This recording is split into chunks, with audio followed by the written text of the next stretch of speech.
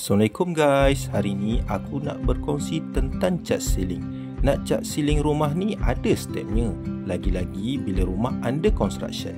Kita akan cat ceiling dahulu sebelum kita cat dinding dan sebelum pasang tile lantai. Kalau nak pasang tile lantai dulu boleh? Boleh je, tapi boleh jadi 2-3 kerja. Sebab bila kita cat ceiling jarang tak tertitis cat ni ke lantai. Teori graviti, benda atas akan jatuh juga ke bawah. Satu kerja pula nak kena bersihkan lantai tu nanti.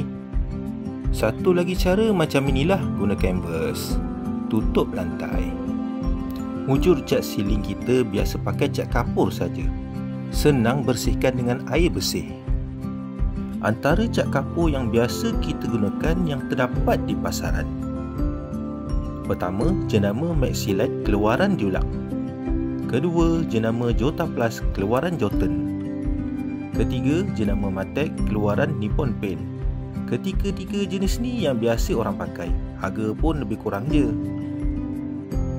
Untuk rumah sewa sesuai pakai cat kapur jenis ni untuk siling dan dinding. Harganya murah dan jimat bajet. Sebabnya 2 ke 3 tahun nanti penyewa akan pindah. Biasanya tuan rumah akan cat semula dengan cat baru untuk menaikkan seri. Barulah mudah untuk dapatkan penyewa baru. Okey guys, itu sahaja perkongsian aku pada kali ini. Semoga perkongsian ini memberi manfaat untuk semua. Kita jumpa lagi. Bye bye. Assalamualaikum.